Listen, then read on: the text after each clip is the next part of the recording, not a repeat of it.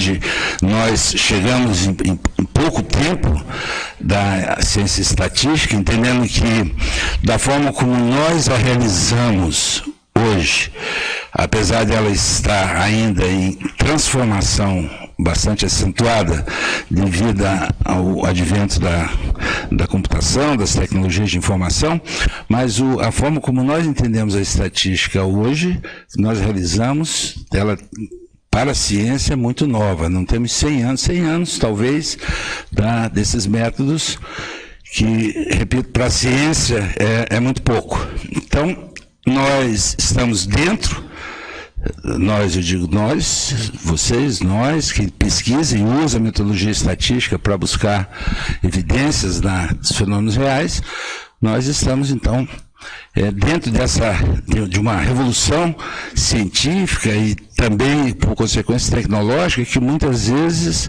nós não nos damos conta, né, pelo fato de estarmos inseridos. Então, possivelmente, muitos dos trabalhos de vocês, daqui a alguns anos, numa revisão desses trabalhos, nós já teremos outras formas de enfrentar, né, os problemas que nós enfrentamos hoje. O que nós temos de metodologia estatística hoje, já é possível, né, ter avanços importantes nas principais áreas das ciências naturais, e já as ciências humanas também, né, têm utilizado do método estatístico de uma forma bastante intensa. Bom, sobre a amostragem ela mesma, então, na aula passada nós chegamos até o ponto de caracterizar dois tipos principais de amostragem, a amostragem probabilística e a amostragem não probabilística. Foi nesse ponto que a gente parou, e hoje nós vamos discutir um pouco os métodos não probabilísticos, mas como um alerta, uma prevenção de não cometer erros metodológicos, de realizar inferências com método estatístico a partir de amostras não probabilísticas. Essas amostras não probabilísticas, e é bom que se diga de saída, não significa que um estudo, uma pesquisa, um trabalho científico, ele seja menos importante ou menos científico ou menos correto com o uso ou não de métodos estatísticos. Agora, se a opção for pela utilização de métodos estatísticos, então, alguns fundamentos para a utilização desses métodos são impostos. E um deles é que a amostragem, ela seja uma amostra probabilística. Então, revisando um pouquinho, repassando, então esse processo de estatística indutiva, nós temos uma população, dessa população nós retiramos uma amostra e vamos, a partir da amostra, com processos inferenciais, nós retornamos para entender algum fenômeno da população. Esse é o objetivo. Então, essa amostra ela tem que ter algumas características para que eu possa voltar para falar sobre a população. Vimos então também na aula passada, rapidamente aqui, o que é população. Então, amostras realizadas na população são chamadas censos, pesquisas realizadas na amostra, levantamento por amostragem. As medidas do censo são parâmetros, de forma geral podemos chamar de θ, mas temos a média, μ, proporção, π ou P, variância, σ2, desvio padrão, que é simplesmente a raiz quadrada da variância, e tamanho da população. São medidas da população. Na amostra nós temos μ chapéu, então um estimador de μ que pode ser x barra, ou outra medida de tendência central, média, mediana, moda parada, que nós podemos utilizar também como estimador para a média. Quando fazemos dessa forma, quando o parâmetro ele é genérico, nós chamamos de μ chapéu. Se é x barra, então é a média da amostra. Proporção é a mesma coisa, P chapéu, π, eventualmente podemos usar como notação P minúsculo para estimar a proporção. Variância σ2, da mesma forma, σ2 chapéu, é um estimador de σ2, particularmente um deles, S2, é quando nós dividimos a soma dos desvios ao quadrado em relação à média, dividimos por N-1. Então, fazemos uma correção para que esse estimador ele ganhe uma propriedade importante, né? Essa propriedade chama de estimador não viciado. Outros estimadores podem ser utilizados, né, mas não tem essa propriedade do S2. Desvio padrão, da mesma forma, sigma, chapéu e S, o tamanho da amostra N minúsculo. Nós apresentamos na aula passada, então, essa estrutura de um dos caminhos da inferência é a construção de intervalos de confiança. Θ está dentro de um intervalo, θ, o valor da população, entre θ, chapéu, mais ou menos um desvio, e nós podemos afirmar isso com um nível de confiança, 1 menos alfa. Nós vamos estudar hoje com detalhes o que é essa margem de erro ou desvio e o que é esse nível de confiança e o que é o alfa chamado de erro estatístico. Aplicado à proporção, então a proporção na população é a proporção na amostra, mais ou menos um desvio, também com nível de confiança, e para a média x barra mais ou menos D, com 1 menos alfa. Tipos de amostragem. Amostragem, eu vou falar meio misturando as duas, porque elas têm semelhanças. Então, primeiro, amostragens não probabilísticas.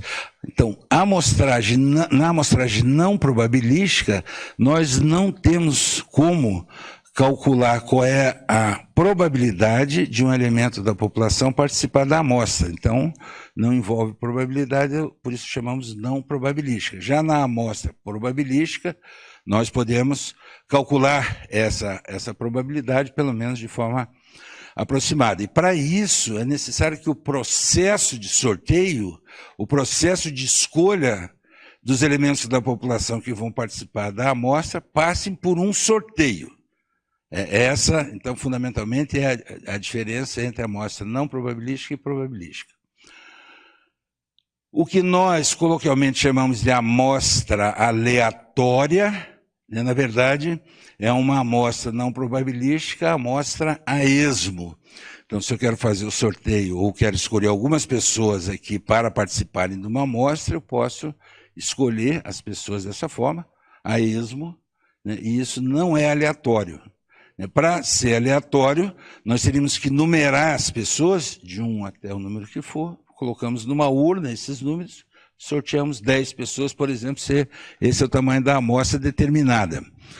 É claro que hoje nós temos processos automáticos de realização dessa amostragem no computador, possivelmente nos celulares de cada um de nós conseguimos lá acessar alguma maquininha que nos dê 10 números de 1 a 1.000, 10.000, 20.000 dentro de um processo de sorteio. Então, não se utiliza urnas, nem uma antiga tabela de números aleatórios, mas dessa forma a gente sorteia e temos a garantia de que na amostra aleatória, a determinação de quem participa da amostra não tem a menor influência de quem faz o sorteio, né, do pesquisador ou daquela pessoa que vai buscar a informação.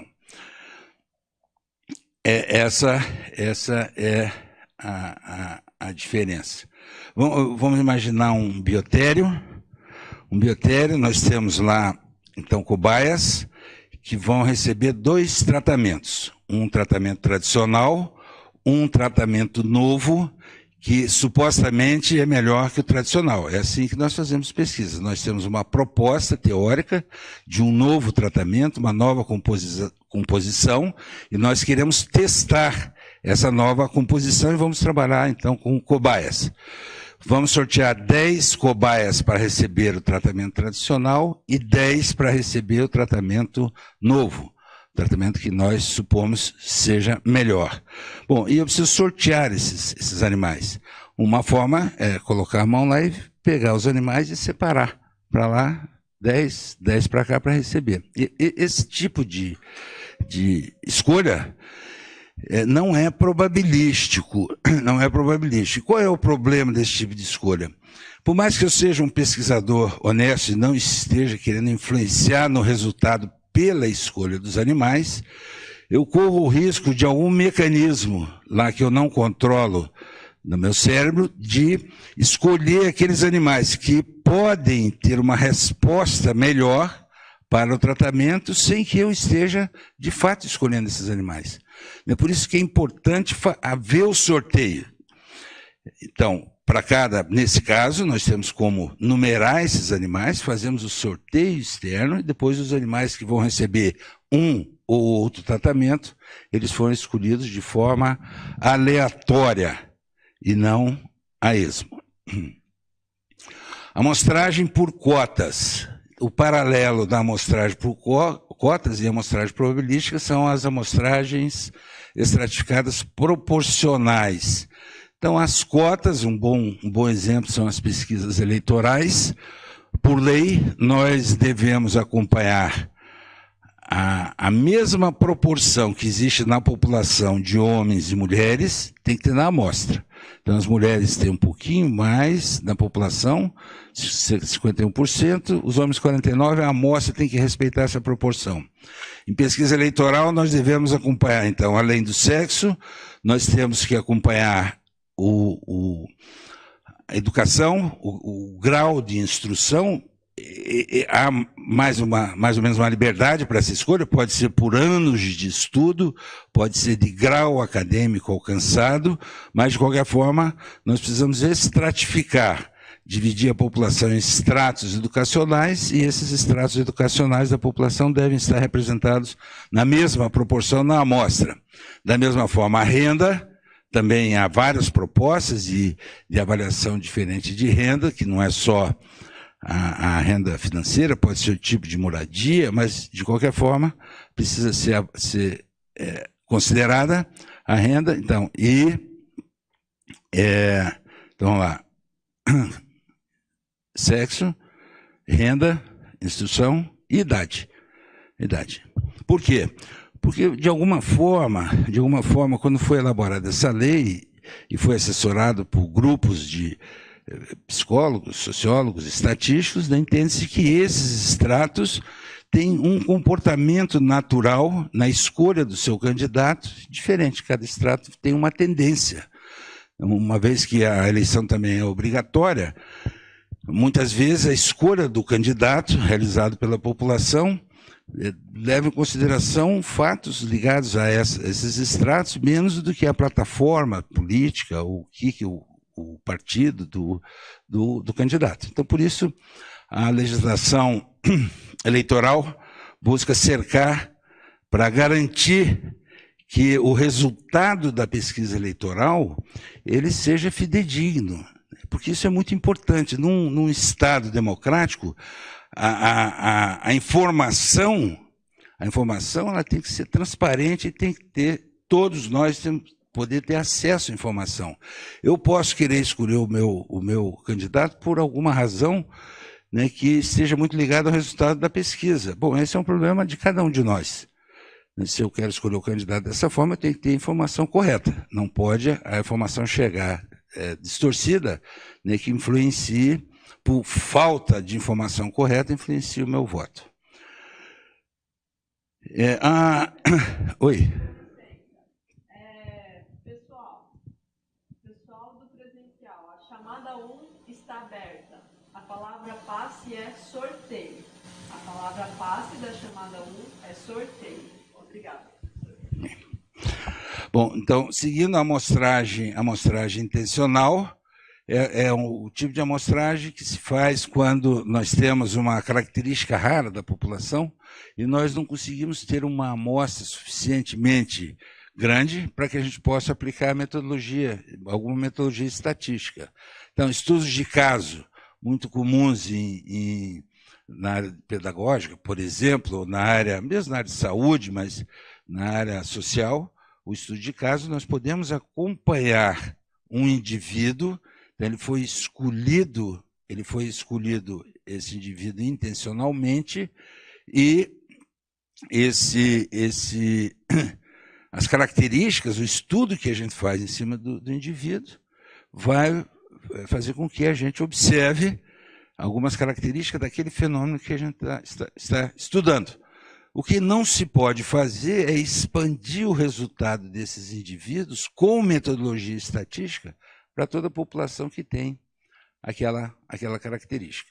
Mas um estudo de caso não é menos científico do que um estudo por amostragem. Ele só tem metodologias próprias, né, para resolver os seus problemas.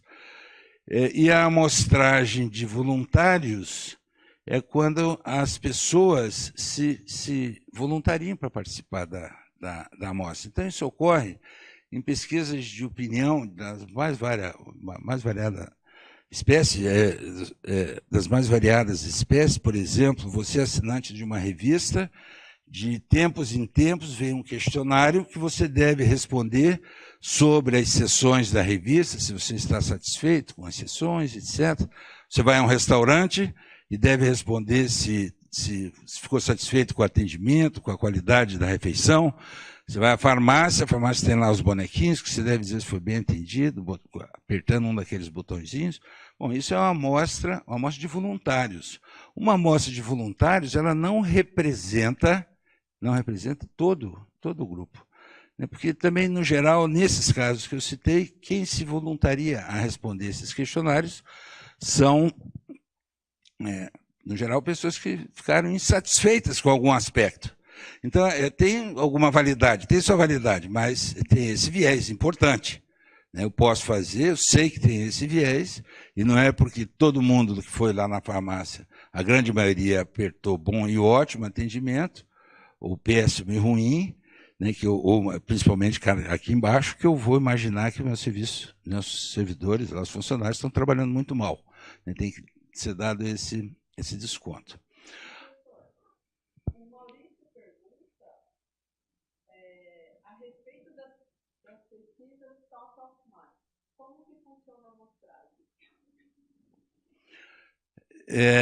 Bom, eu não conheço assim, em detalhes essas pesquisas, mas eu imagino que sejam pesquisas voluntárias, por voluntariado, né? As pessoas se voluntariam para, né, dizer o que eu conheço, né? É o que eu imagino, mas eu não conheço como são feitas, não sei.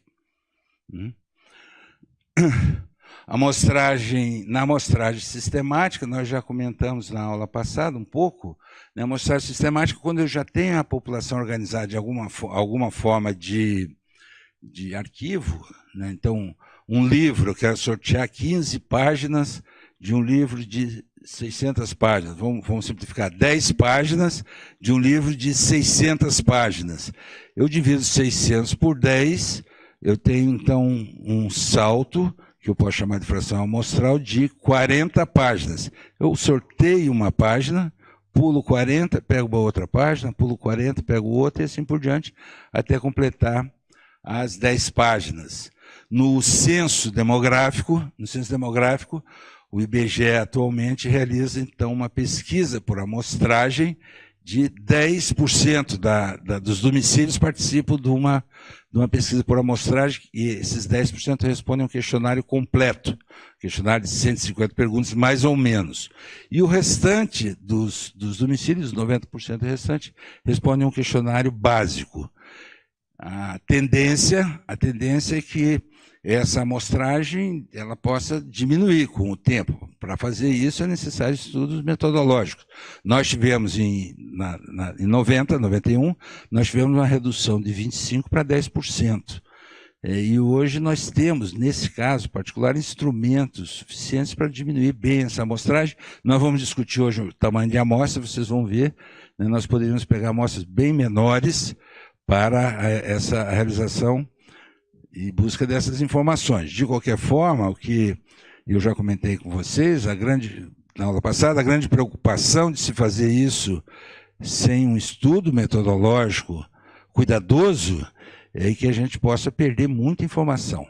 Então, não dá para fazer isso para o ano que vem. O censo 2020 é muito arriscado.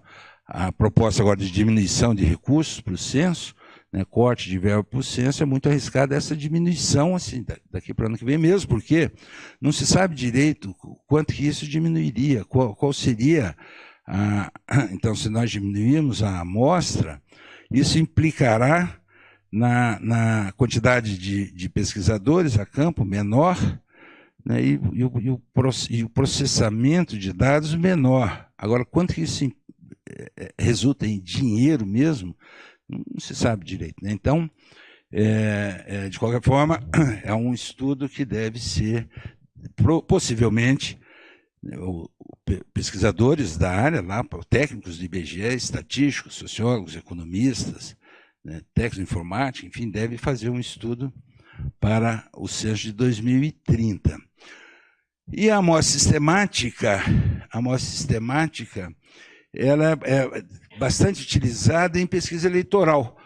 Então, na pesquisa eleitoral, se nós temos também o domicílio como unidade amostral, e vamos pesquisar uma pessoa do domicílio, nós podemos fazer um processo de sorteio de quadras, de quarteirões na cidade, e dentro de cada quarteirão nós tomamos uma casa, pulamos 10, 15, dependendo do salto, da população amostral, e completamos, então, essa pesquisa, e vejo que, embora não tenha o sorteio propriamente das pessoas, nós temos um sorteio dos domicílios. A recomendação é que você pesquise na residência aquela pessoa que seja o próximo aniversariante, por exemplo. É uma forma de garantir imparcialidade na pesquisa. O grande problema das nossas pesquisas eleitorais hoje, de opinião pública, a maioria, é que elas são realizadas por cotas. Então, os institutos vão para o centro da cidade ou vão para um bairro, e lá cada pesquisador de campo, que é um anotador só de resultados, ele não é um analista de dados, ele deve abordar pessoas na rua para responderem o questionário. A pesquisa de mercado também é feita assim. Então, eu quero colocar um novo produto no mercado. Então, o pesquisador de campo vai para a rua, e aqui no caso, se ele vai respeitar as cotas da lei, então ele tem uma planilha, ele deve pesquisar tantas mulheres nessa faixa etária, com essa renda e com esse grau de instrução. Ele aborda a pessoa e vê se a pessoa se encaixa ali, minimamente, ali naquelas cotas, e aí realiza a entrevista de intenção de votos. Qual é o problema desse tipo de abordagem? É que, primeiro, vai pegar pessoas que estão na rua, pessoas que não frequentam as calçadas por alguma razão, né, vão da casa para o trabalho, para a escola, enfim, não estão na rua, elas não participarão da pesquisa. E mesmo as pessoas que estão na rua, supondo que ele tenha, essas pessoas representem, né, a população toda, claro que uma pessoa que está caminhando ligeiro, com uma pasta executiva, etc., não vai ser abordado pelo pesquisador. O pesquisador vai pegar aquelas pessoas que ele vai ter mais facilidade de abordar. E aí vai construindo um vício, né, importante, porque aí a realização dessa pesquisa, ela seleciona um grupo muito característico que não representa toda a população. Então, uma das fontes de erro das amostras eleitorais, de pesquisas eleitorais, que todos nós acompanhamos o tempo todo, claro que nós com mais cuidado, né, o problema é que esses institutos erram muito, e a grande maioria desses erros são erros metodológicos. É claro que, além disso, há institutos que ganham dinheiro vendendo pesquisa, mas isso é mais difícil. Agora, o erro metodológico, e principalmente esse, né, está bastante presente nas pesquisas. Esse é um dos erros metodológicos que resultam em erro grave por a escolha das pessoas que participam na amostra. E a amostragem por conglomerados, essa é uma amostragem importante quando nós temos populações grandes e heterogêneas. Ela consiste, eu vou dar um exemplo também de pesquisa nacional. Então, nessas pesquisas nacionais, os municípios por tamanho, então são 5.570 municípios no Brasil. nós pegamos aqueles municípios até 10 mil habitantes. Esses municípios todos formam um conglomerado. Depois de 10 a 50 mil, um novo conglomerado. 50 a 100 mil. Então, e assim por diante, nós estabelecemos esses conglomerados, tendo por base o tamanho das populações, e aí dentro de cada conglomerado é sorteado um município. E esse município, supostamente, representa todos os outros municípios. Então, as pesquisas eleitorais nacionais são feitas desta forma. Alguns municípios, São Paulo e Rio de Janeiro, né, obrigatoriamente, eles participam da amostra, e assim se consegue fazer uma pesquisa, né, num país do tamanho do nosso e ter resultados rápidos, né, de um dia para outro. Nós temos aqui no IPARDES, vocês conhecem o IPARDES, Instituto Paranaense de Desenvolvimento Econômico e Social, né, um órgão ligado à Secretaria de Planejamento. Nós temos um mapa do Paraná, vários mapas do Paraná, organizados em conglomerados. Então, por exemplo, eu quero fazer uma pesquisa sobre produção de leite, ou gado de corte, ou produção de soja, produção de milho. Para cada uma dessas pesquisas, existe uma divisão dos municípios do Paraná segundo a sua produção. Isso foi organizado pelo Sérgio Inácio, um estatístico que trabalha lá, é professor da PUC, foi aluno aqui da universidade, né, já há muito tempo, que ele trabalha no IPARDES há quase 30 anos, e ele organizou esse mapa de conglomerados para o estado do Paraná, para 40 e tantas circunstâncias. Então, para quem for fazer uma pesquisa sobre situações econômicas de produção no Paraná, tem esse material muito rico, né, e muito bem feito lá no IPARDES. Na minha opinião, é o melhor exemplo que eu conheço de organização por conglomerados para a realização de pesquisas. Vejo que para os institutos de pesquisa, de opinião pública e pesquisa eleitoral, o conglomerado tem funcionado bem, né, com essa divisão por tamanho da população. Agora, é claro que uma população de 10 mil habitantes de um estado lá da Amazônia, né, não tem as mesmas características de um município de 10 mil habitantes aqui da região central de Santa Catarina, por exemplo. E a pesquisa supõe, né, que eles tenham as mesmas características, né, como se o tamanho da população pudesse ajudar um pouco. Bom, parece que não tem funcionado com relação a esse aspecto, tem funcionado bem.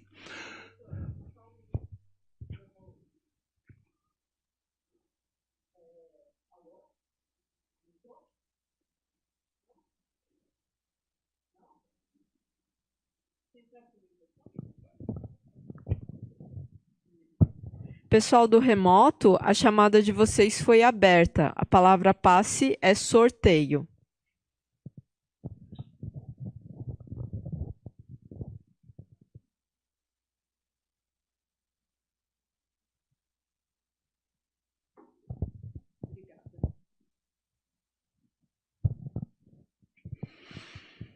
Sorteio, a palavra sorte, a sorte em latim é alea, né? Então aleatório, né, deriva de alea.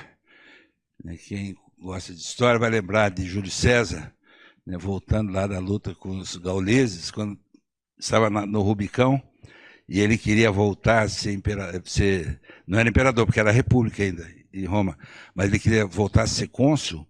Aí o cônsul de plantão disse assim, não volte que nós vamos te prender. E aí ele, lá com os seus generais, né, ele falou, alia jacta est. Né, lembra da história lá? A sorte está lançada. Atravessaram o Rubicão, né, e conquistaram o poder novamente. Bom, mas alia é sorte. Sorteio. Bom, muito bem. Então, esses são os principais tipos de amostragem. O objetivo aqui não foi dar um tratamento técnico, existe, então, tratamento técnico para a realização de cada um desses tipos de amostragem. Existem outros tipos, dependendo do interesse que você tenha, mas essa é a base. Então, esses são os tipos de amostragem. o que nós devemos evitar aqui de cometer erros, de usar metodologia de expansão de resultados amostrados para a população sem sorteio, e esses são os principais tipos que a gente tem para a realização de amostragem. Como eu falei, cada um tem uma técnica, o tamanho da amostra vai depender do tipo de amostragem que nós decidimos fazer. Eu vou trabalhar com vocês com o tamanho de amostra, né, trabalhando com amostragem aleatória simples. E aí, pelo menos nós tiramos aqui uma expressão básica para o cálculo do tamanho de amostra, e para esses outros tipos de amostragem, então como são mais complexos do que a amostra aleatória simples, então o cálculo do tamanho da amostra leva em conta outras questões que na amostra aleatória simples a gente não considera, mas eu vou discutir um pouco adiante sobre isso com vocês. Bom, então, aqui eu só trouxe aqui, de novo, que eu já tinha conversado com vocês, sobre esse primeiro artigo de 1895, então é um primeiro artigo científico, publicado no Boletim do Instituto Internacional de Estatística, do Kia, que é um pesquisador norueguês, e que a ideia dele, original de amostragem, era que a amostra pudesse ser uma miniatura da população. Essa era a ideia dele. Não, preciso de uma miniatura. A miniatura no sentido de que a amostra ela tem que ser muito próxima das características da amostra da população. Esse artigo, conforme eu comentei com vocês, ele ficou em discussão durante uns 30 anos, foi reprovado na década de 30, então 30 anos depois, mas depois recuperado, principalmente em razão do grande resultado que o Gallup obteve, né, que já comentamos também, nessa pesquisa em 1936, a pesquisa eleitoral dos Estados Unidos. Eu organizei um pouquinho melhor os dados, como vocês vão ter esses slides, né? Então tem ali os dados para nortear um pouquinho melhor essa discussão. Eu gostaria só de reforçar que, então, foi a eleição do Roosevelt contra o London, o Partido Democrata contra o Partido Republicano, né? O que o Gallup observou é que, diferente dessa amostra imensa, que representava um perfil da população mais abastado, uma vez que essa amostragem foi fruto de mandarem 10 milhões de entrevistas para quem possuía carro e telefone. Nessa época, 1936, carro e telefone realmente eram produtos de muito luxo, né? E mais, dos 10 milhões, esses 2,4 milhões são voluntários. Os outros 7,6 milhões não responderam à pesquisa. Então ainda tem esse problema de vício. O resultado deu 57 para o London contra 43 para o Roosevelt. O Gallup fez uma amostra de 50 mil, obteve o resultado de 56 contra 44 e a eleição foi 61 contra 39. Então, aqui o erro do Gallup, né, está dentro de uma margem de erro de 5% de margem de erro. Hoje, as nossas pesquisas que nós realizamos atualmente, pelo mundo todo, mas aqui no Brasil, não trabalhamos nem com 5% de erro mais, assim, de margem de erro. A gente trabalha com em torno de 3%, 2%, dependendo da proximidade das eleições e da proximidade dos candidatos.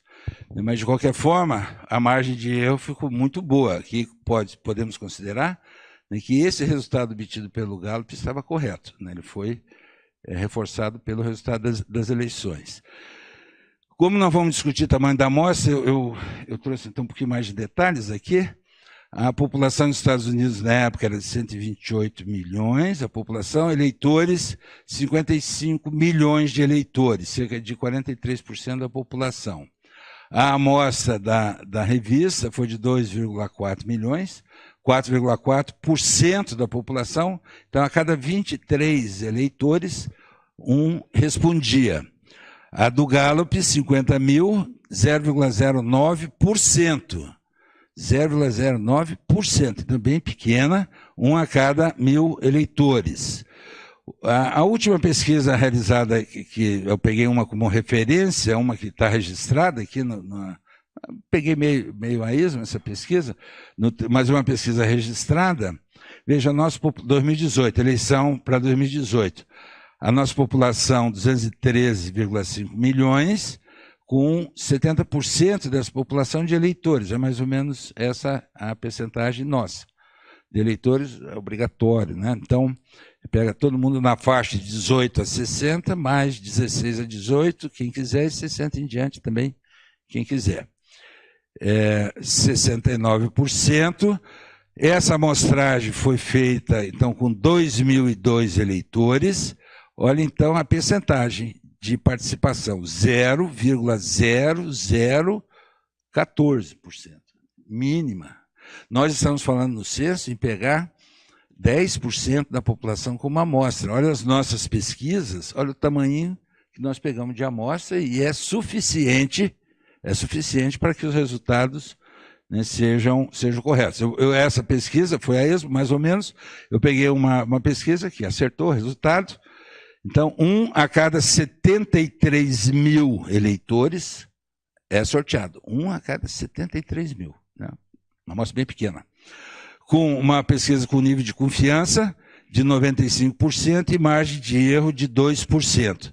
Nós vamos conversar hoje como que esse nível de confiança se estabelece, como se estabelece esse nível de confiança e essa margem de erro. O que isso significa? É claro que essas duas determinações implicam em pegar uma amostra maior ou menor.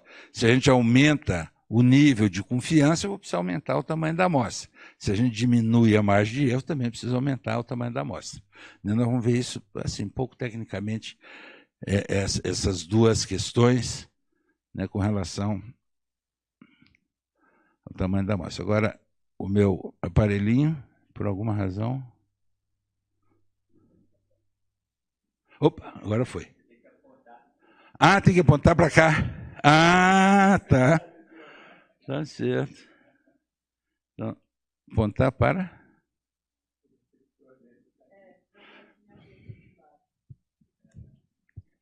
aqui embaixo? Aqui?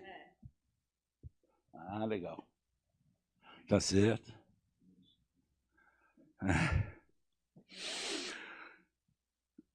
Fatores para determinação do tamanho da amostra. Então, esse é o objetivo agora do que nós vamos conversar. Quais são os fatores que influenciam na determinação do tamanho da amostra? Fatores técnicos, precisão, confiabilidade e heterogeneidade. É claro que existe um outro fator que é o custo. Se nós controlamos a precisão, a confiabilidade, a heterogeneidade e a pesquisa e o resultado da amostra dá uma amostra muito grande e que nós não temos recursos para pagar, então esse fator também entra, mas aí é um outro fator. No cálculo de tamanho da amostra existem algumas propostas de incluir o custo como um fator técnico também, e aí você tem expressões do cálculo de tamanho da amostra com a confiabilidade. O que nós preferimos, o que é sempre recomendável, que é utilizar o princípio de Ockham. Eu vou utilizar o método mais simples possível para resolver o meu problema. Eu só vou caminhar para métodos mais complexos se o método mais simples não resolve o meu problema. Eu não escolho um método complexo para resolver um problema simples. Aí vocês podem, quem está fazendo doutorado, principalmente, pode dizer assim, bom, mas para eu resolver meu problema, se eu usar o método simples, minha tese não vai ser aprovada porque um dos requisitos é que a minha proposta seja complexa. Bom, então a questão está no problema que você escolheu. Você vai ter que escolher um outro problema para resolver aquilo. Usar artificialmente um método complexo para resolver um problema simples não é, vamos dizer, um princípio mais recomendável na pesquisa. De qualquer forma, utilizando esse princípio de Ockham, o mais simples a se fazer para a determinação do cálculo do tamanho da amostra é utilizar esses três métodos, calcular o tamanho da amostra da forma mais simples possível. Bom, mas eu tenho um problema de custo. Tá bem, é um outro problema. E eu posso resolver esse problema posteriormente. Bom, então tá bem, o custo é insuficiente, eu vou negociar a precisão e confiabilidade, se possível heterogeneidade, que no geral não tem como negociar, mas a precisão e confiabilidade para que eu alcance um tamanho da amostra que permita que eu realize a pesquisa. Vamos começar então a discussão por precisão.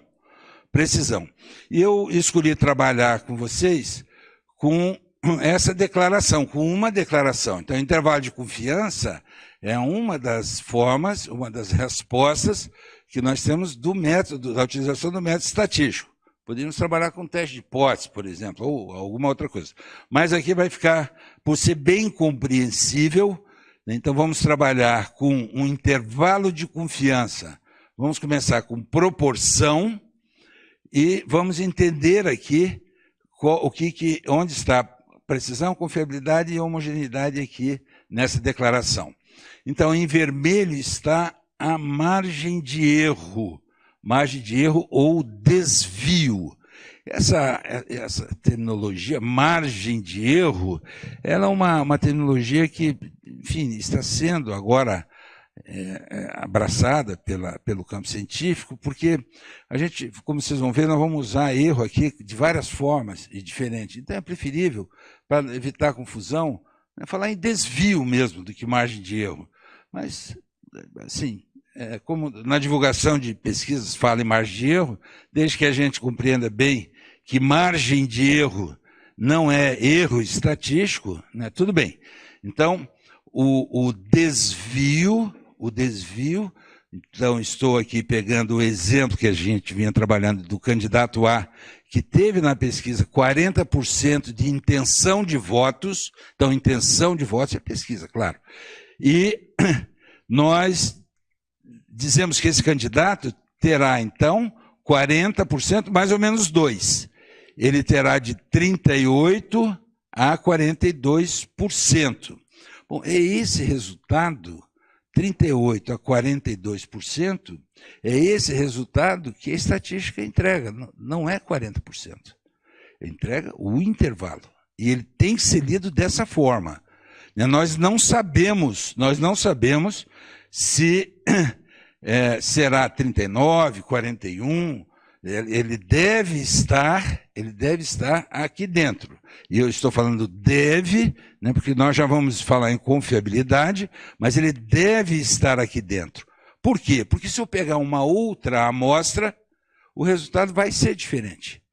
Vai ser próximo, mas nós vamos construir um outro intervalo em torno de uma outra estimativa. Vocês lembram que estimador é a média, a proporção, a estimativa é o valor que aquele estimador recebe por uma observação de uma particular amostra.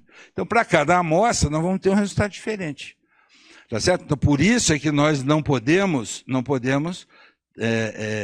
falar em 40%. É esse intervalo sobre ele que nós estamos conversando. Bom, mas esse desvio, como é que nós estabelecemos esse desvio? Aí, essa é a questão. Vocês vão precisar calcular o tamanho da amostra. Vocês vão ter que estabelecer um certo desvio, né, para trabalhar e calcular o tamanho da amostra. Aqui em pesquisa eleitoral, esse desvio, ele é estabelecido dependendo da circunstância da pesquisa que está sendo feita. Se nós fizermos hoje uma pesquisa para prefeito de Curitiba, bom, não está em pauta, a discussão de prefeito de Curitiba não está em pauta, mas pode ser que o atual prefeito esteja interessado. Bom, será que vou para a reeleição ou não? Vou contratar um instituto e quero fazer uma pesquisa hoje, pode ser interna, talvez até ele esteja fazendo, a gente não sabe, mas enfim, não importa, ele é interna, né? Ele quer saber qual seria a intenção de votos dele hoje. Como o quadro não está estabelecido, quem são os possíveis adversários? Bom, tem uns 3, 4 nomes que circulam por aí, né? E ele, então, ele monta lá um quadro que possivelmente vai ser diferente do quadro que ele vai ter lá quando a eleição estiver estabelecida. Mas o interesse principal dele é saber, bom, qual é a intenção de votos que eu vou ter?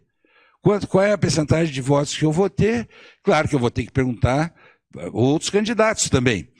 Bom, então ele não precisa trabalhar com essa precisão de 2%. Ele pode trabalhar com 5%, 7%, 8%. Por quê? Nós já observamos que quanto maior for a precisão, ou menor o desvio, maior tem que ser o tamanho da amostra. Se eu quiser um resultado não de intervalo, eu quero um resultado pontual, qual deve ser o desvio que eu vou estabelecer? 0. Nenhum desvio. Eu tenho que fazer uma eleição. Então, a única forma de eu realizar uma pesquisa para ter a estatística pontual, com D igual a 0, N tem que crescer até o tamanho da amostra, até o tamanho da população. É o único jeito. Então, não existe pesquisa sem esse desvio.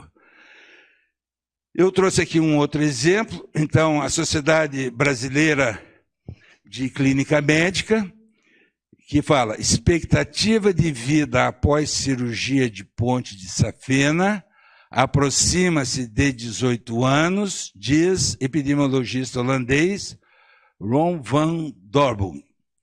Então, isso foi publicado, está aqui o ano de... Foi agora, bem recente. Eu peguei uma pesquisa bem recente, está aí. Então, o que nós estamos aqui falando?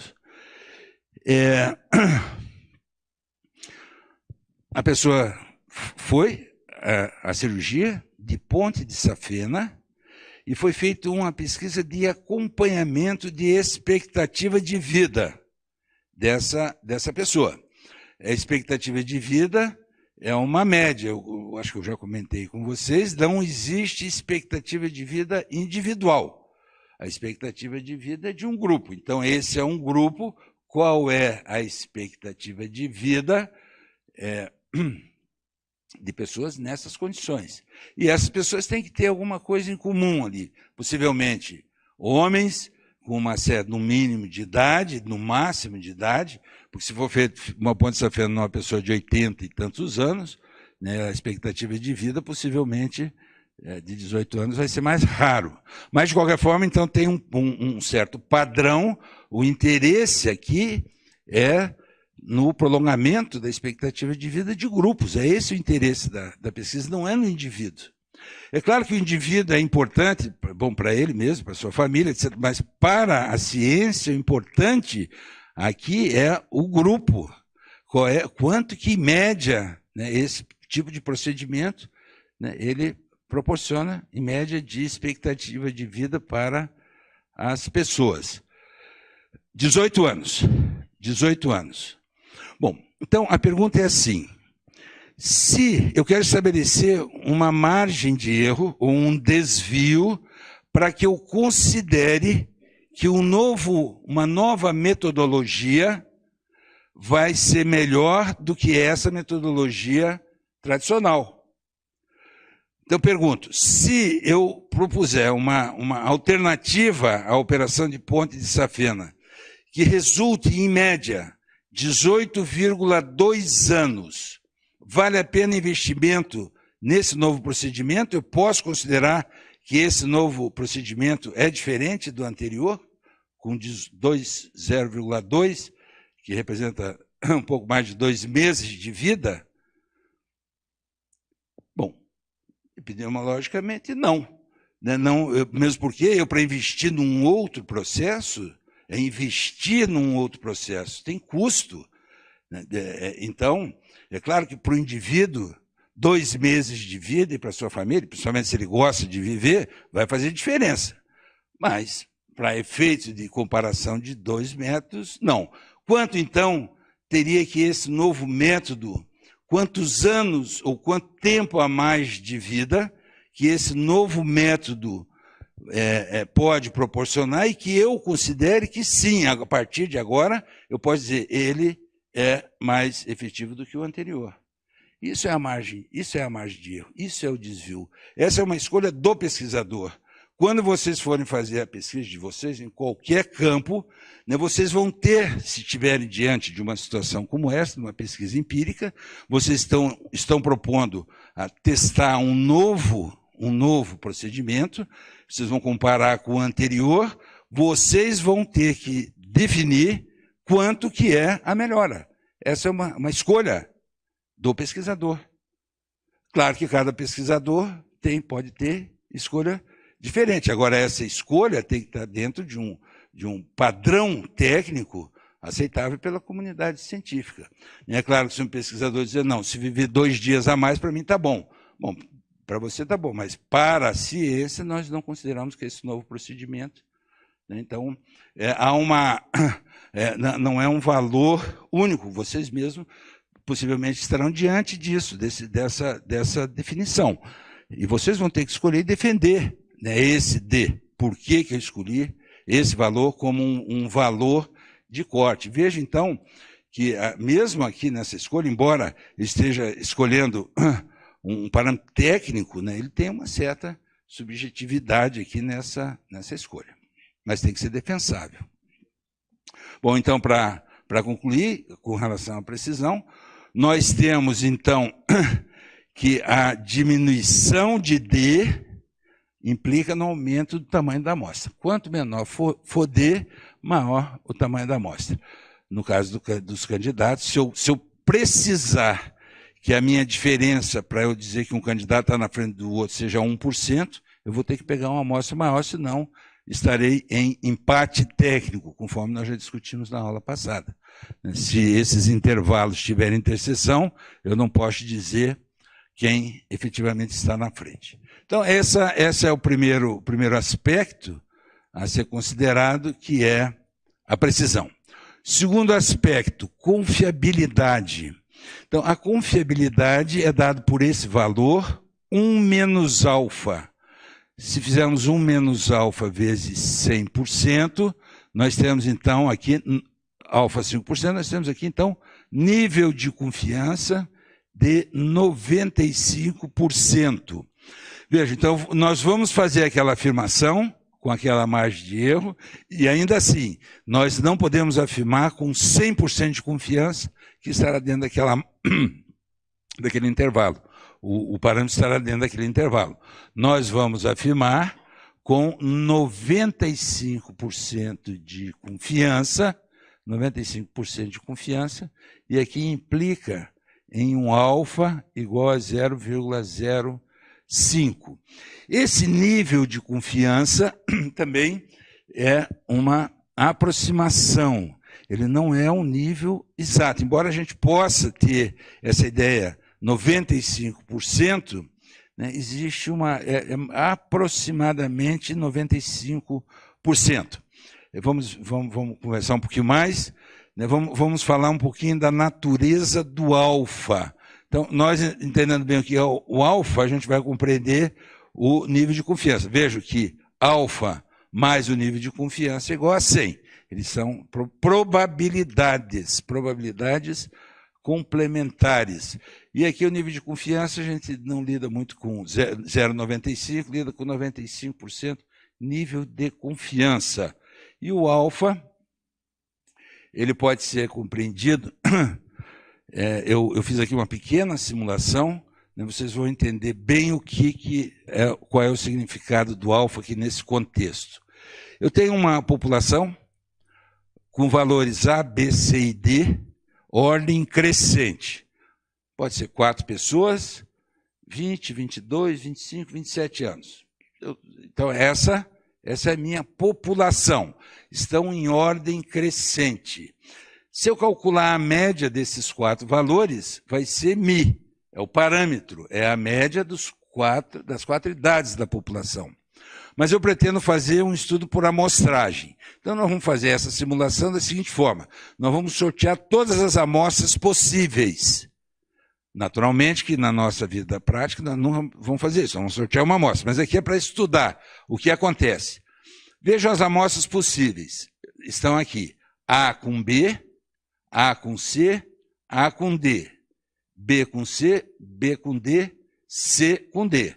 São essas 6 amostras possíveis. B com A e A com B é a mesma coisa. Tá certo? Então, são 6 amostras possíveis. Qual é o objetivo? O objetivo é tirar a média desses 2 valores, x barra, e falar sobre mi com base na média desses 2 valores. E aqui a questão é, dessas 6 amostras, quais são as amostras que certamente estarão fora da vizinhança de mi? Se eu pegar A com B e calcular a média dessas 2, a média vai estar aqui, nesse ponto. Se pegarmos C com D, a média vai estar aqui nesse ponto. B e C é uma amostra boa, A e D é uma amostra boa, A e C é uma amostra boa, B e D é uma amostra boa, ou razoável pelo menos. Então, essas 2 amostras, A e B, e C e D, são amostras que claramente não representam a população.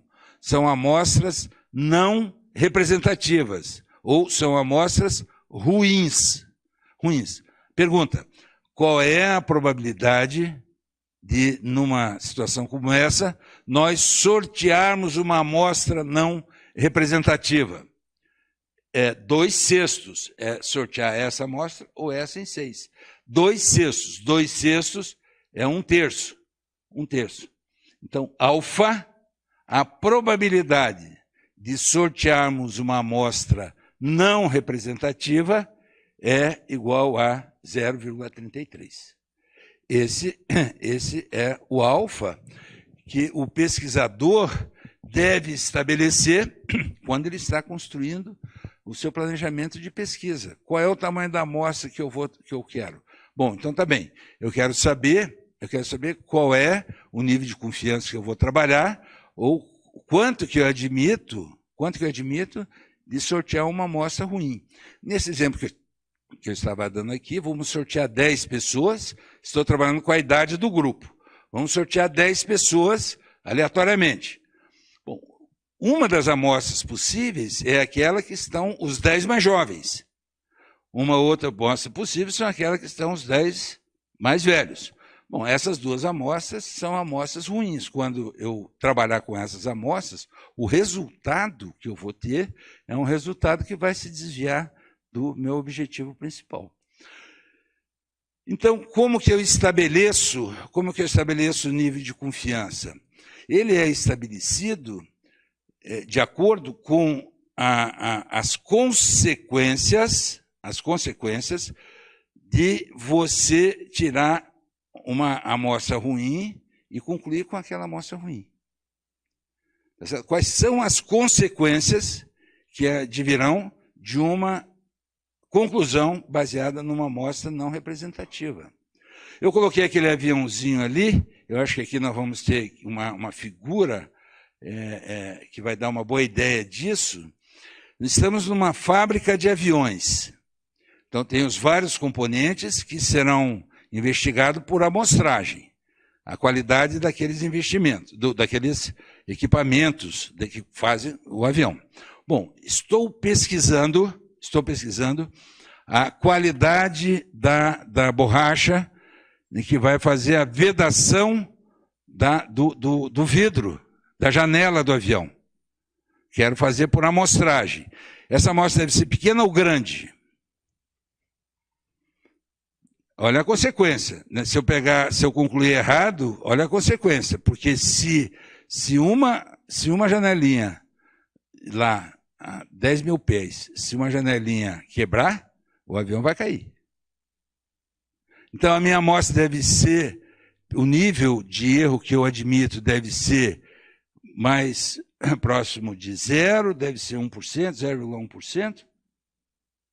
Bom, num caso como esse, né, eu não posso fazer pesquisa por amostragem, porque eu estou admitindo que se eu pegar uma amostra ruim e a amostra ruim me disser que a janela está tudo bem com ali o elemento de vedação e não estiver, eu estou admitindo que em 10 mil, 50 mil, 100 mil voos, um avião vai cair. Então, nesse caso, não se pode fazer pesquisa por amostragem. Todos os elementos devem ser investigados.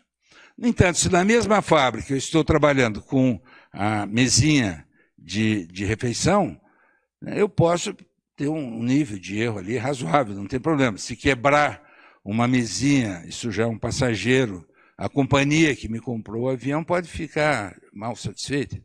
Né? Talvez não. Então, aí eu posso ter uma margem de erro, ou, perdão, um erro estatístico mais flexível. Eu sei que o exemplo ele é um pouco radical, mas ele dá essa ideia, né? Então, essa determinação da consequência de uma escolha errada, ela é importante. Você está propondo um novo coquetel de medicamentos para o arrefecimento das consequências de pacientes aidéticos. Bom, para você oferecer um novo coquetel e dizer que esse novo coquetel é melhor que o anterior, né, você precisa ter uma garantia muito forte, né, evidências muito fortes, né, de que esse seu novo combinado de medicamentos é eficiente. Né? Então, você não vai oferecer no mercado mesmo, porque tem um custo imenso você oferecer um novo medicamento, um novo produto, tem um custo imenso. Então, essa decisão é uma decisão também do pesquisador. Né? O que eu estou pesquisando? Eu posso relaxar um pouquinho no nível de confiança?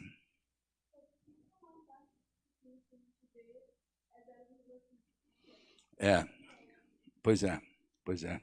Essa é uma simplificação, né? Porque se eu não sei o que eu estou fazendo, eu escolho 5%. Veja, 5% é razoável você pensar em 5%. É razoável. Não pode virar uma coisa patológica, como eu acredito que seja hoje, uma coisa patológica mesmo, essa história de 5%. Mas ele é razoável. Veja o que é 5%. A chance... Então, vamos lá. A alfa é a probabilidade de sortear uma amostra ruim. Qual é a consequência que eu tenho disso, lá, se eu estou testando uma hipótese aqui? É a probabilidade de eu rejeitar a hipótese nula e aceitar a alternativa. Ou seja, eu estou dizendo, no caso do medicamento, que ele é melhor quando, de fato, ele não é melhor. Essa é a consequência. É isso que é o nível de confiança, ali, o nível de significância, né? Vamos avaliar os 5%. 5%. Bom, nós temos uma moeda, eu jogo uma moeda. A probabilidade de sair cara, probabilidade de 50%, meio. Essa é a probabilidade de sair cara. Eu vou trabalhar com um dadinho, um dado de 6 lados. 6 lados. E eu estou jogando dado, quem já jogou dado, aí, eventualmente, no jogo, eu preciso que saia o número 3, né, para eu completar ali, então, o general, por exemplo. Mas eu preciso que saia o número 3. E eu vou jogar o dado. Qual é a tua expectativa com relação ao resultado? Sempre é ruim, porque tirar 3 e tirar um número em 6 possibilidades é raro, é difícil sair aquilo ali. Quando sai, a gente tem, né? Para vocês terem o sentimento. Agora, imagina o seguinte, você tem um dado de 20 lados. Então, um dadinho, 20 lados. E eu quero tirar o número 14. Eu vou jogar esse dado. Qual é a chance de sair esse 14? Vai ser 1 em 20. 1 em 20 é 5%. É 5%. Então, o 5%, ele dá uma certa tranquilidade. Ele dá uma certa tranquilidade, é raro. Nesses casos extremos que eu estou trabalhando com vocês, o 5% talvez não seja suficiente. Eu vou oferecer um novo coquetel de medicamentos que pode não ser bom. 5% é raro, mas se acontecer, né, não vai ser. Eu vou ser mais exigente um pouco. Eu vou para 2%, para 1%. Então, tradicionalmente esse 5%, né, ele ficou estabelecido, e Paulo me ajude um pouquinho aqui, mas o Fischer, lá nas pesquisas dele, lá no Rothamsted, ele não tinha computador, era difícil calcular essas coisas. Então, para ele, lá na experimentação agronômica dele, esse 5% era bem razoável. Era bem razoável. Então, me parece que ele foi a pessoa que fez com que esses 5% tivessem essa propagação toda. né? E o Fischer era uma pessoa com características assim, muito especiais. Uma delas é que ele era um pouco autoritário.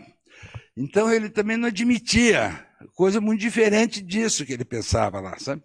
A agronomia, o Paulo é engenheiro agrônomo, nós fizemos mestrado junto lá na Exalc, mas eu aprendi na agronomia você tem alguns certos padrões que você segue aqui, mais ou menos aqueles padrões lá.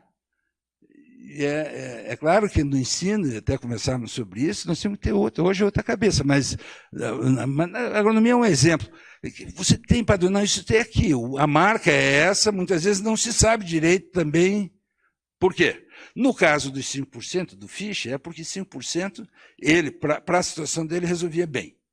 E assim ficou. Só que hoje nós conseguimos fazer as nossas pesquisas depois de realizado, porque esse 5% ele vai se refletir na minha tomada de decisão, se eu aceito ou não lá na frente, se o meu novo medicamento é bom ou não. Tá certo? Esse vai ser o corte, vai ser o ponto de corte.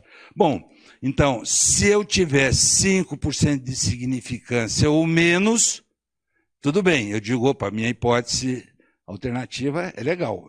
Né? Se eu tiver 5 para mais, eu não aceito que o meu novo procedimento é melhor.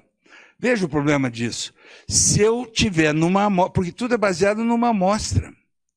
Se numa amostra o meu resultado eu encontro 4,9% de significância, ótimo, eu rejeito H0, aceito a hipótese de pesquisa, que é alternativa, e vou implementar esse resultado.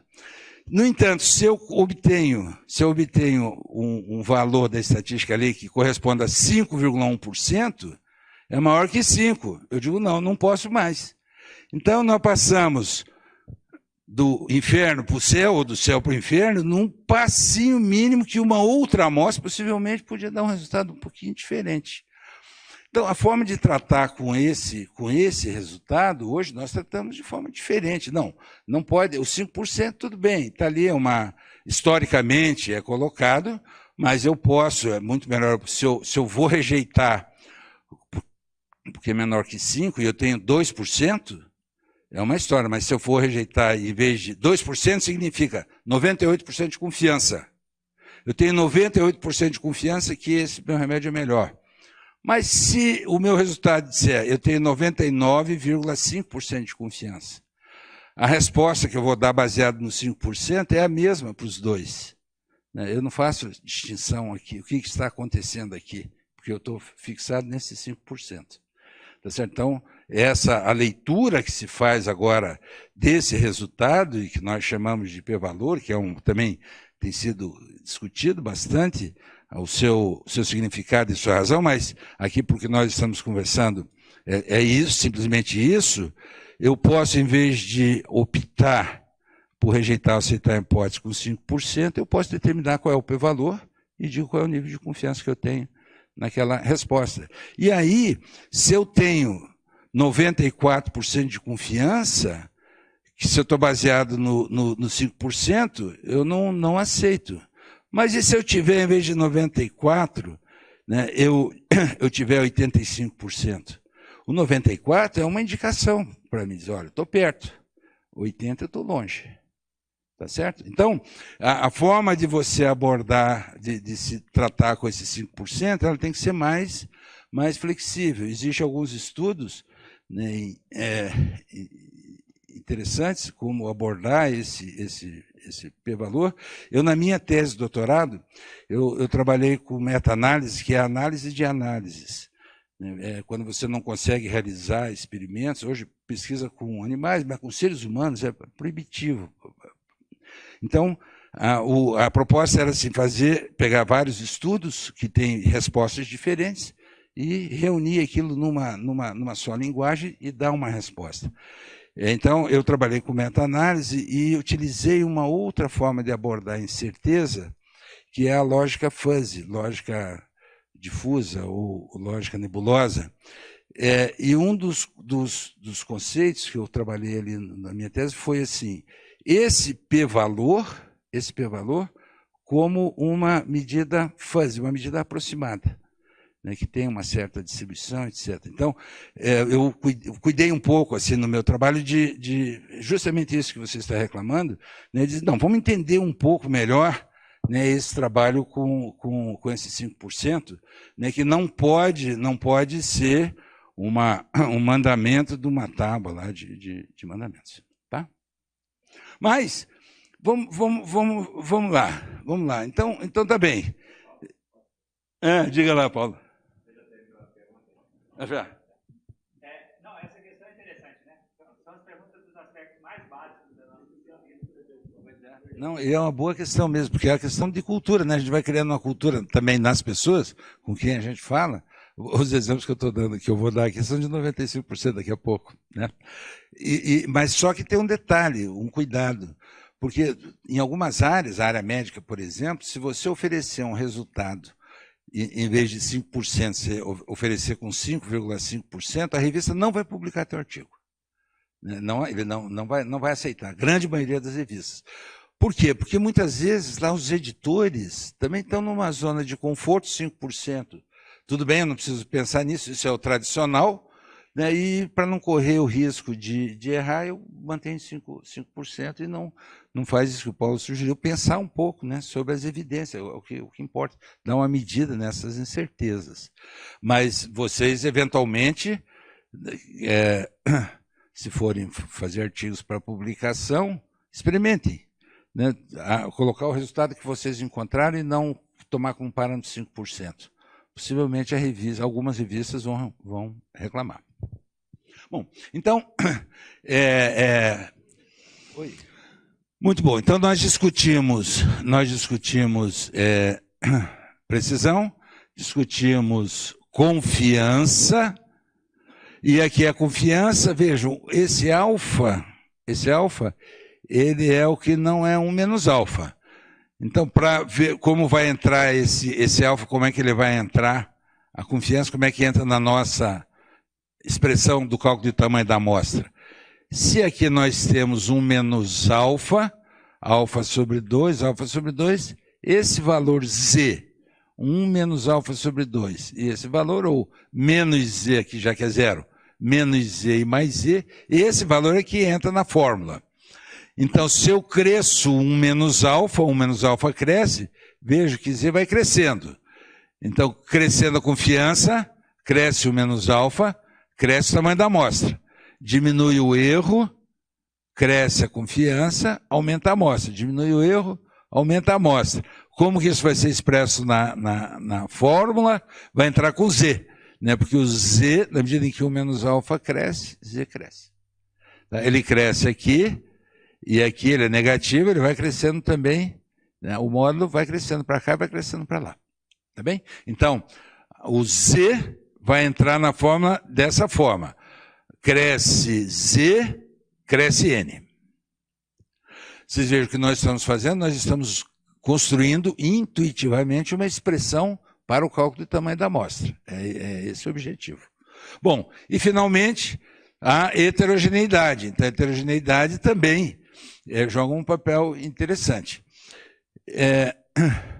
Exame de sangue, talvez seja o exemplo mais trivial de amostragem. Nós tiramos uma gota de sangue. Nessa gota de sangue, nós avaliamos o tipo de sangue, então o fator, o RH, se o sangue é doente, se é saudável, né, numa pequena porção. Por quê? Porque tanto faz, se eu tirar uma porção grande, essa pequena porção já representa. Porque o sangue é homogêneo. O sangue é homogêneo, não tem a menor possibilidade, acho, né, que o sangue do dedo do pé e o sangue do dedo da mão tem alguma diferença, né? Ele é homogêneo no corpo todo. Então, por ser homogêneo, população homogênea, o sangue, eu posso tirar a amostra pequena.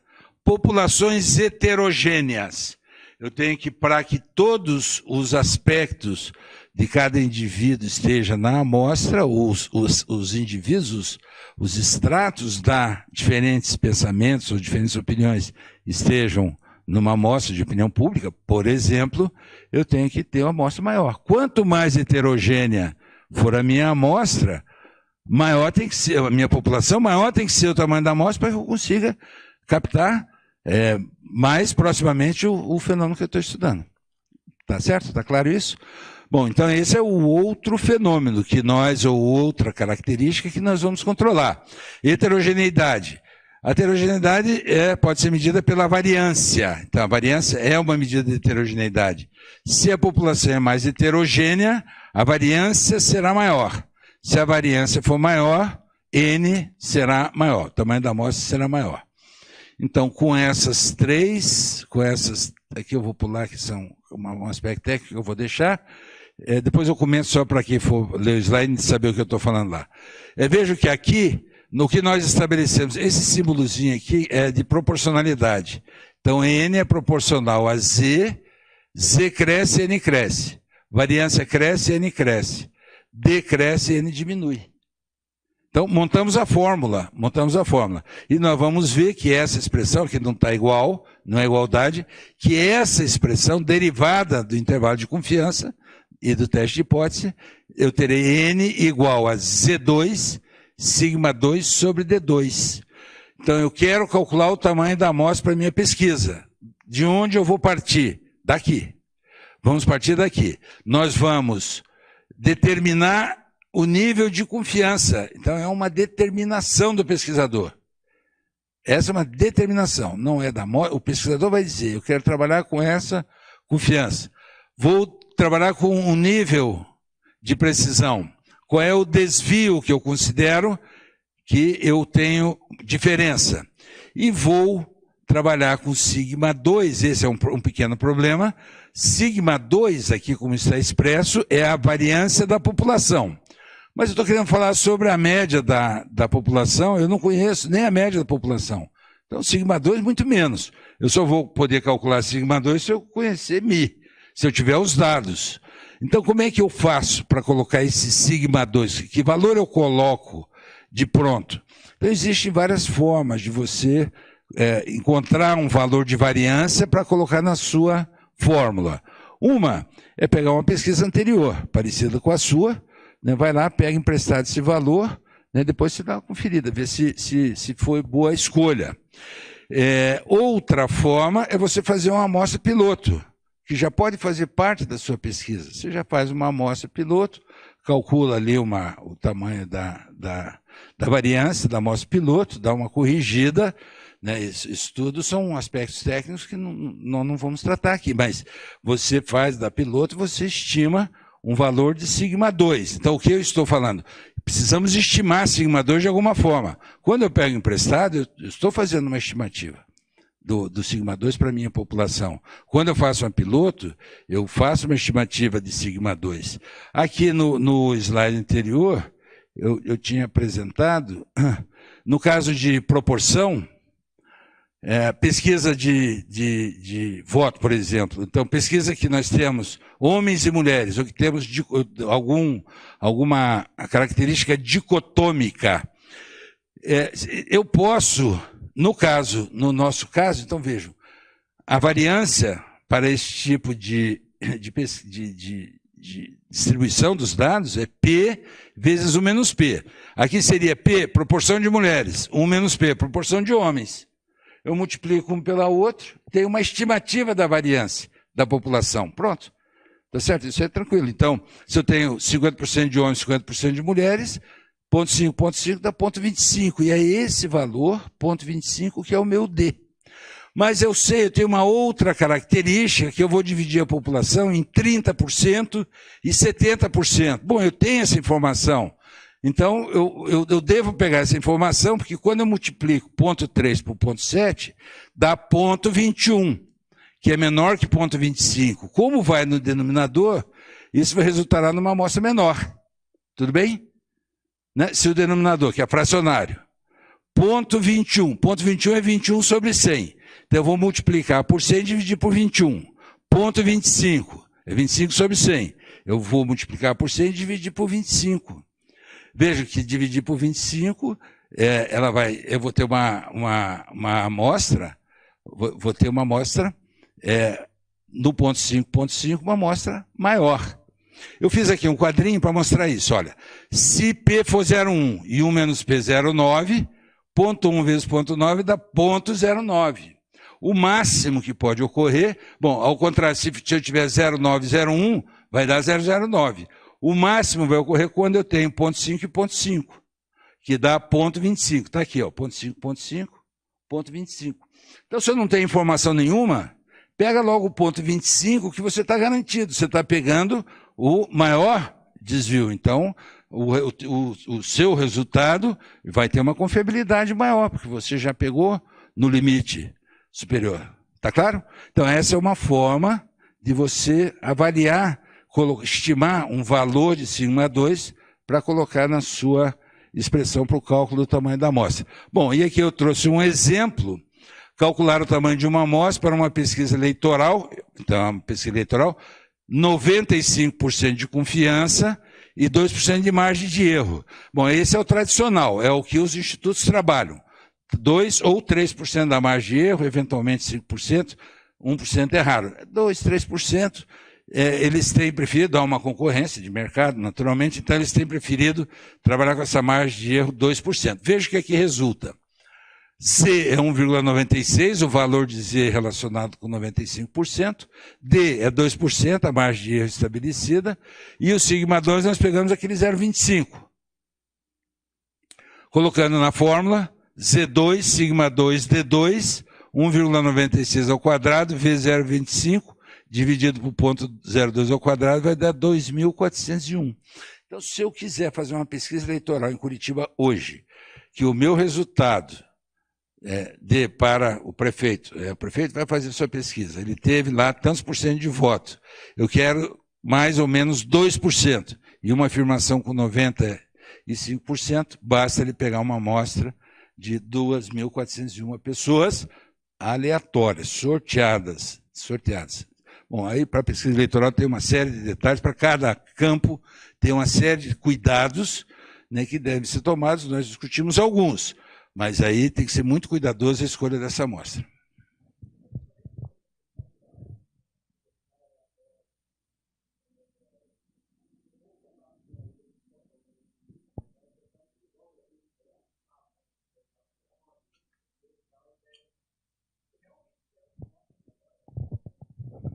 Não, essa é chamada amostra a esmo. Repetir a pergunta. A pergunta é assim, os institutos, às vezes, eles vão num canto, vão num terminal de ônibus, vão no centro da cidade, etc., e escolhem as pessoas. Né? A pergunta é, isso é aleatório? Né? Não. Isso é a esmo e é uma das fontes de erro das pesquisas eleitorais. O mais recomendável para a pesquisa eleitoral é que a unidade amostral não seja pessoa. Veja, então, nós temos em Curitiba 2 milhões de habitantes, 1.800.000, 1.700.000, um pouco mais, 1.800.000 eleitores.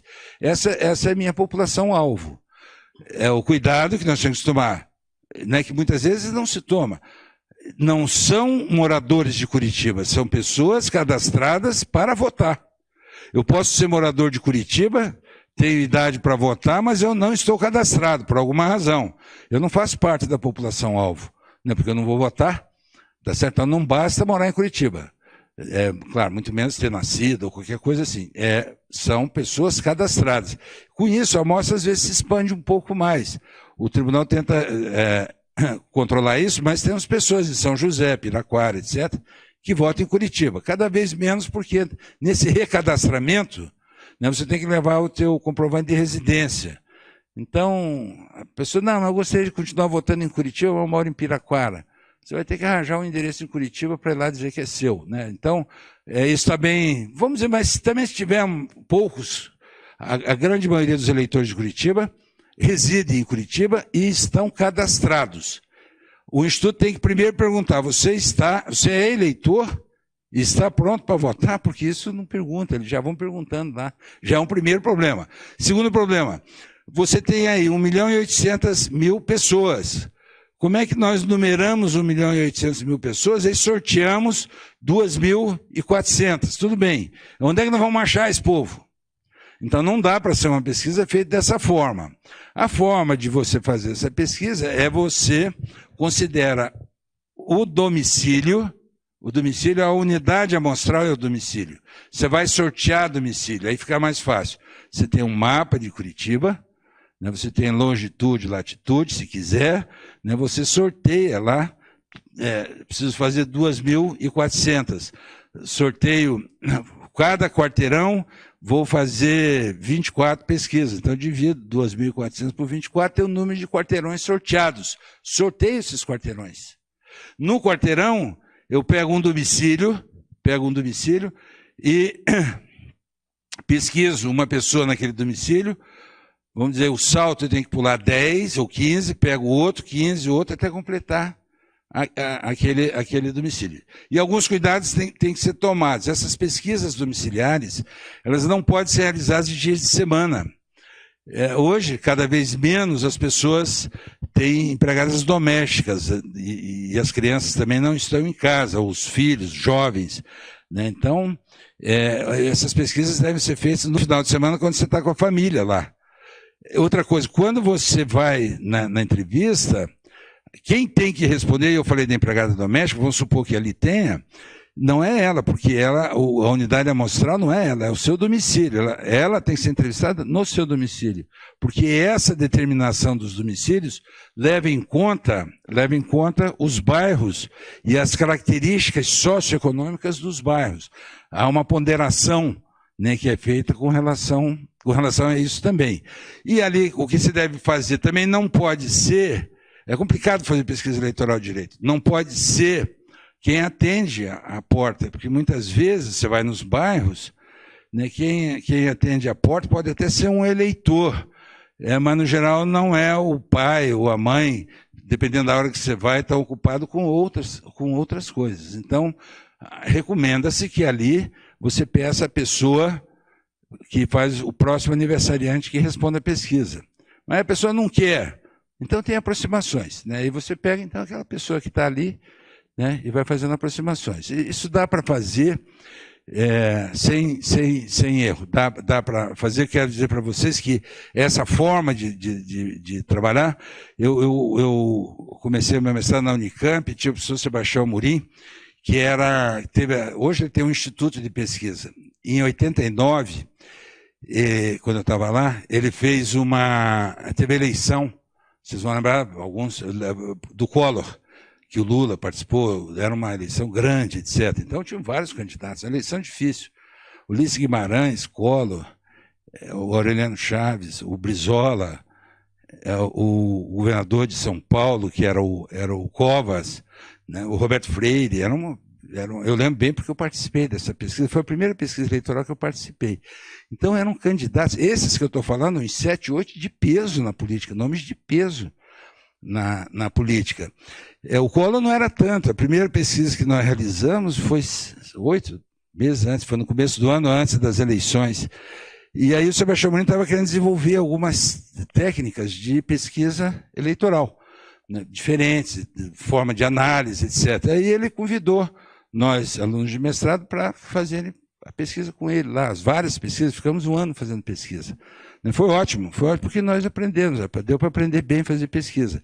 E de lá para cá, eu tenho feito, de vez em quando, ajudando ex-alunos que vão fazer pesquisa. Uma vez nós fizemos aqui, né, no próprio grupo de estudantes nossos aqui, e quero dizer para vocês o seguinte, seguindo essas pequenas recomendações que eu estou comentando aqui com vocês, nós, nesses anos todos, nós não saímos fora da margem de erro uma única vez. Nunca.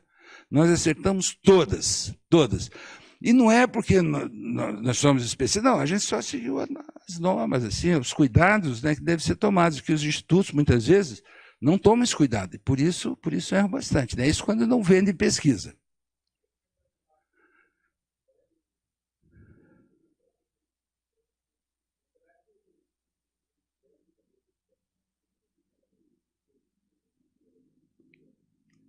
Eu não sei se eu não escutei direito, mas vamos ver se eu entendi o que você falou. Você está perguntando se os institutos grandes cuidam desses detalhes, etc.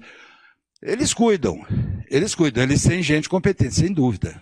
Os grandes institutos sabem como fazer pesquisa. Sobre a idoneidade deles, Aí é o que a gente acompanha nos jornais, né? Não há nenhuma prova de que há fraude desses grandes institutos. Houve uma época que um deles emprestava o nome para pequenos grupos, então aqui nós encontramos aqui no Paraná, uma época que nós estávamos fazendo pesquisa de um desses institutos, emprestou o nome, então um grupo de pesquisadores pagava lá um aluguel para usar o nome, etc. Erraram muito, e uma pesquisa que até houve um problema judicial, por isso eu posso comentar com vocês, porque aí nós fomos lá mostrar que o resultado da pesquisa que nós tínhamos feito estava bem próximo da realidade, uma semana antes da pesquisa, e que a pesquisa feita por lá foi uma pesquisa comprada, né? Então isso está publicado em jornal e tal, tranquilo. Ali nós tivemos comprovação de venda, ou pelo menos assim, deixa eu dizer direitinho para não haver dúvida. Um instituto deu um resultado, o nosso resultado deu 8% a favor do candidato A, uma semana antes da eleição. O outro instituto soltou no jornal da cidade uma pesquisa com o resultado absolutamente oposto, 8% de vitória para o candidato B. E mais, não foi só o instituto, um terceiro instituto confirmou esse resultado, de 8%. E colocaram no jornal como forma de tentar influenciar o eleitorado. Colocaram até o candidato B em cima de um alazão e o candidato A em cima de um burrico velho, né, assim, para dizer, não, esse aqui já ganhou. Quando houve eleição, se confirmou o nosso resultado. Como esse candidato tinha pago uma revista que comprou a pesquisa, e o outro candidato entrou com uma ação contra essa pesquisa, que o tribunal disse assim, não tem como julgar. E aí suspendeu a publicação da pesquisa, e a outra pesquisa foi publicada. Qual foi o argumento? É o que eu falei na aula passada para vocês. O argumento era assim, 95% de confiança, margem de erro 2%, somando 95 com 2 deu 97%. Cadê os outros 3%? Pesquisa está errada. O juiz que analisou disse, não estou entendendo nada disso aqui. Aí ele pegou e mandou para o Ministério Público Eleitoral, que imagina a véspera da eleição municipal, pilhas e pilhas, eles foram analisar, iriam analisar depois da eleição. Só que aí perdeu o efeito, porque aí já não tinha mais razão. Aí a revista não queria pagar os pesquisadores. E aí foi um problema. Aí o candidato entrou na justiça e houve essa discussão. Depois houve uma negociação e parou. Mas eu escrevi um artigo na época sobre isso, está publicado esse artigo, que eu perguntava, eu não dizia que houve fraude, eu perguntava assim, qual é a probabilidade de dois institutos de forma independente, terem encontrado um resultado errado, do mesmo tamanho e inverso do resultado eleitoral. Então, porque eu não posso acusar, se eu acusasse eles de fraude, eu teria que provar, tem que ter evidência, senão eles que me processam, né? Eu só perguntei assim, qual é a probabilidade? Veja, a probabilidade é de sortear uma amostra ruim. E a amostra ruim com a mesma tendência ainda, igualzinho, 8% por lado de lá. E aí, com isso, foi um acordo com a revista, a publicação desse artigo, aí eles pagaram os pesquisadores através desse artigo. E ali, a evidência, né, de fraude, claro. Né, a evidência, mas eu não posso provar, nem como está sendo gravado, senão o Instituto não vai dizer, não prove. Eu não estou dizendo, nem falei o nome. Podia ter falado porque está escrito lá, mas deixa para lá. Né, mas, houve sim. E olha, gente, na época de eleição, é uma profusão de pequenos institutos que se estabelecem aí pelos estados do Brasil. É a pessoa que vai com seu carro e sua família, 5 pessoas, estaciona no centro da cidade e faz exatamente o que você fez. Faz ali a pesquisa, vende uma pesquisa por R$6 mil, R$5 mil, um custo de uma pesquisa num município médio, o custo, né, bate aí em torno de R$25 mil para ser econômico. Então não dá, né? O cara, eles cobram 6 mil e eles têm que gastar alguma coisinha ali. Imagina quanto que eles ganham. E o pior é que tem candidato que compra, né? Porque aí é um monte, porque vai querer usar depois esse resultado para propaganda eleitoral. Pesquisa é um assunto que tem que ser melhor tratado pela sociedade, porque quem controla as pesquisas é o Tribunal Regional Eleitoral. Não é o Conselho Regional de Estatística. Um médico que é controlado por quem? Ou qualquer profissional? Pelo seu conselho. A ação do médico, a ação do engenheiro é controlada pelos seus conselhos. Tá certo? Tanto do profissional quanto da empresa. No caso da estatística, não é nem da sociologia, nem o Conselho de Estatística não controla. Quem controla é o tribunal. O tribunal não tem competência técnica para fazer esse controle. Então, eles vêm mais ou menos ali. Então, é bem complicado. E o mais sério, o que o tribunal exige é que a empresa seja registrada no conselho. Agora, registrar a empresa no conselho, é só registrar, não tem problema. Registra a empresa tem que indicar um estatístico responsável. Né? E todas as profissões têm gente que presta seu nome para qualquer coisa, né? A gente sabe. Então, essas empresas têm um estatístico registrado no conselho que admite alfa, né? Ele ainda vai receber lá, agora imagina, né? Porque 6 mil, o cara vai gastar um pouco de gasolina, um pouco ali. Vai sobrar quase nada, ele tem que pagar um pouquinho para o estatístico ainda, porque o estatístico tem que assinar ali, a assinatura vai custar alguma coisa. Né? Então, é um pouquinho longe da ciência essa realidade, né? Mas é uma realidade da área de estatística, é essa. Respondendo lá a sua provocação, acho que...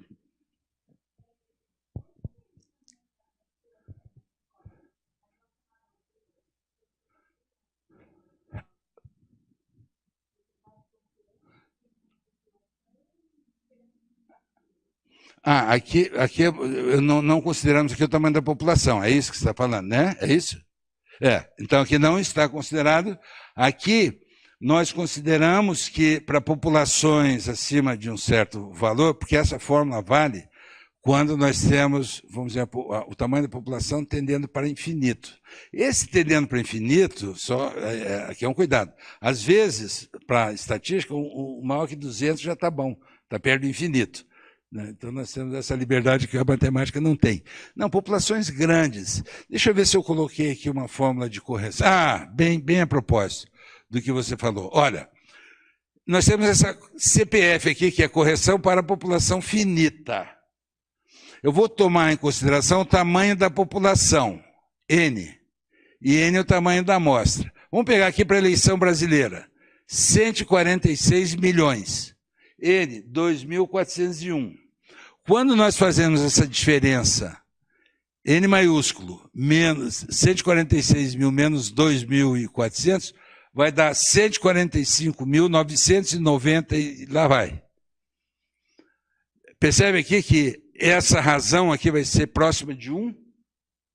Quando nós fazemos a correção, o 2.400 passou para 2.400,8. Então, a minha população deve ser 2.401. Mas quando a gente está em laboratório, isso faz diferença. Quando nós estamos ali considerando, aí nós temos que prestar atenção. Mas, assim, populações acima de 1.000, essa correção vai fazer pouco efeito.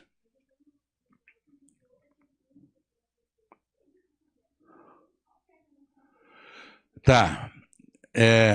Esse 1,96, ele está relacionado ao nível de confiança aqui. Ó. Então, não importa o tamanho da população, né? O Z, 1,96, está relacionado a 95% de confiança ou 5% de erro. É assim que o Z entra na expressão. Tá?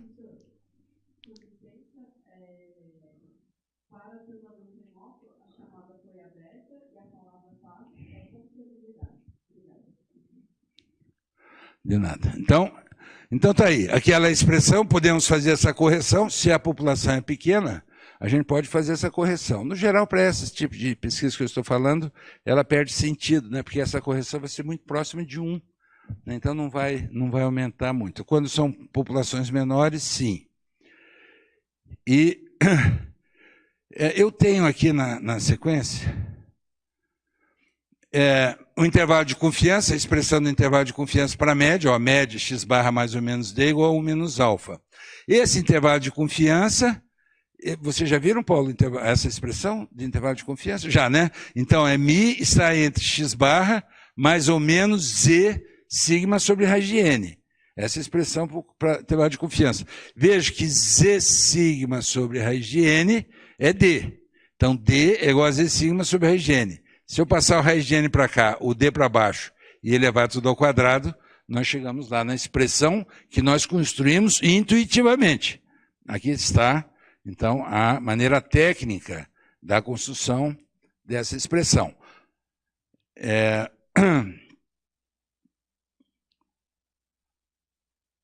1 menos alfa, aqui na expressão de intervalo de confiança.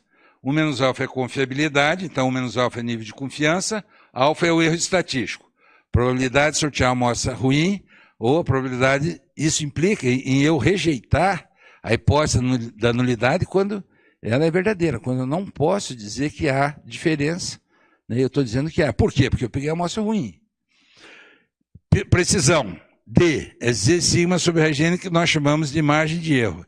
E esse sigma sobre raiz de N, que é sigma de x barra, é chamado de erro padrão.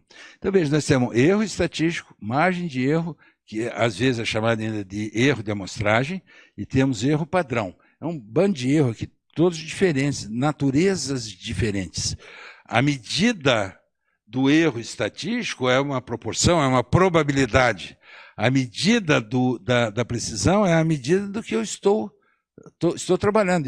E aqui é uma medida de variabilidade. Então, essa quantidade de palavras erro, às vezes, nos confunde um pouco.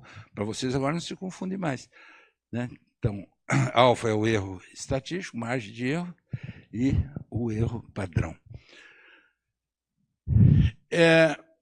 Eu tenho aqui, eu vou deixar o slide, um método empírico, não vou detalhar, método empírico para cálculo de sigma, então uma proposta, eu pego a amplitude, e suponho que a amplitude tem 4 desvios padrões da amplitude, divido, faço uma estimativa da amplitude, está aqui, então tem um probleminha com o cálculo de tamanho da amostra. Porque eu imagino que já está quase na hora, né, Paulo? Você já não passou, né? Tá. E aqui um exemplo que eu trouxe para fechar, que eu acho que é um belo exemplo de algo que talvez interesse a alguns, que é a amostragem para populações raras. Então, tem aqui a referência,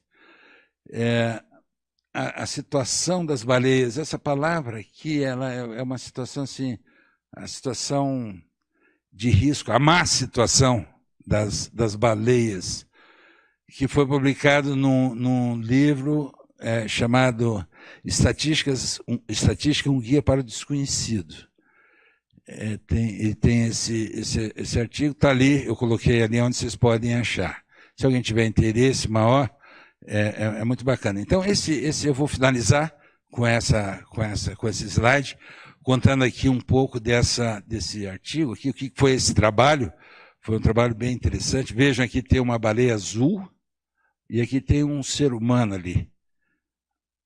Um ser humano. Então, para comparar o tamanho da baleia para o ser humano.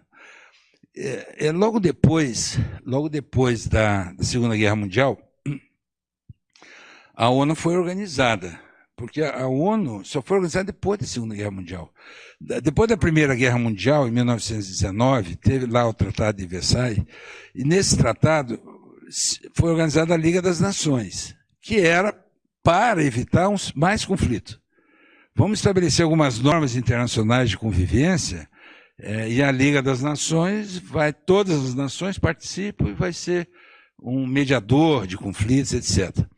Não deu certo, principalmente porque os Estados Unidos não quis participar, não reforçou, outros países também não, mas importante, os Estados Unidos. E a Liga das Nações não funcionou. Então, não havia uma organização internacional que mediasse conflitos. A única área em que houve um organismo que se organizou a partir de 1919 foi na área do trabalho, a OIT. Então, a OIT data de 1919, é a mesma OIT que depois foi incorporada como um organismo da ONU em 1945, depois do final da Segunda Guerra Mundial, quando a ONU se organizou.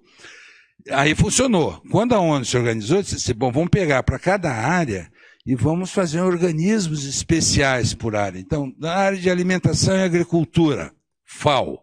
Na área de saúde, Organização Mundial de Saúde. Na área do clima, né, a WW Organization, né, então a Organização Mundial do Clima, em todas as áreas, em todas as áreas tem um organismo internacional, tem da educação e cultura, né, tem a Unesco, e tem do meio ambiente. Tem o ambiente, que no português chama PNUMA, em inglês é UNEP, né, então a PNUMA, Programa de Meio Ambiente e Desenvolvimento. Acho que eu não vou saber. Bom, aí, apagou também? Obrigado. Aí o que acontece? Uma das preocupações desse organismo de cuidado do meio ambiente é que havia uma suspeita de que as baleias azuis que nadam e vivem aqui nos mares do sul, que estavam em extinção. E os orientais, os japoneses, os chineses, os coreanos, eles gostam muito da baleia, eles usam a baleia para muita coisa, inclusive para a produção de energia. A carne da baleia é muito valorizada, e eles caçam baleia.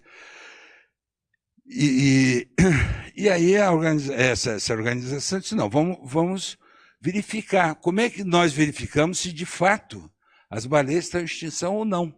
Nós temos que contar, dar uma contada nas baleias e saber, fazer uma estimativa do número de baleias. Então, o objetivo é esse. Foi montada uma comissão, e é isso que o artigo discute, uma comissão de como foi possível fazer uma estimativa do número de baleias. Aí estão essas bolinhas aqui do lado, que a coisa... E tinha um estatístico lá. Aí o que eles pensaram? Eles pensaram assim, eu tenho uma caixa cheia de bolinhas brancas. São as baleias. Eu não sei quantas são. Né? Uma caixa cheia ali. Eu quero estimar quantas bolinhas tem ali. Então eu vou fazer assim. Eu vou pegar 10 bolinhas dessa quantidade, que eu não sei quantas são, e eu vou pintar essas bolinhas de vermelho. E boto as bolinhas de volta na caixa branca e misturo tudo lá. Faço a mistura. E aí eu sorteio uma amostra. Não importa o tamanho, 5, 20 bolinhas, eu sorteio uma amostra e eu verifico na amostra qual é a proporção de bolinha branca e de bolinha vermelha. Bom, essa amostra, ela vai dizer lá qual é a proporção de bolinha branca e bolinha vermelha, mas eu sei que eu coloquei 10 bolinhas vermelhas. Aí eu consigo estimar, então, quantas bolinhas brancas eu tenho. Simples. Né? Uma coisinha simples assim. Essa foi a proposta, tá bom. Tá bom, então como é que vamos fazer? Agora tem umas baleias lá, a realidade é mais complexa um pouco, muito mais complexa. Né? Primeiro porque não dá para pintar a baleia, soltar a baleia. Então como é que faz? Precisa marcar as baleias. Precisa marcar. Então aí um grupo de veterinários, zootecnias, oceanógrafos, etc. Bom, a forma de marcar a baleia sem machucar a baleia é um arpão, desenvolver um arpão que você jogava e ele entrava na lateral da baleia, um arpão visível, né, porque depois nós vamos controlar a baleia que foi pescada, se tem um arpão ou não tem um arpão, ali com o arpão, tá certo? E aí, pronto, então já sabemos como marcar as baleias. Testaram, funciona, está tudo bem, solta a baleia, ela nada, ela não tira, não sai, aquele arpão, ela está marcada. Então essa primeira dificuldade de marcar as bolinhas, pintar de vermelho, está resolvido com arpão. Bom, mas as baleias elas não estão paradas. Né? Então, elas circulam. Então, precisamos estudar o movimento das baleias. Como é que é o movimento delas com a mudança climática? Elas migram mais para norte, para sul. Né? E mais, a baleia ela morre e nasce, né? Você tem a população, ela tem a entrada de novos por nascimento e tem a saída por morte de antigos.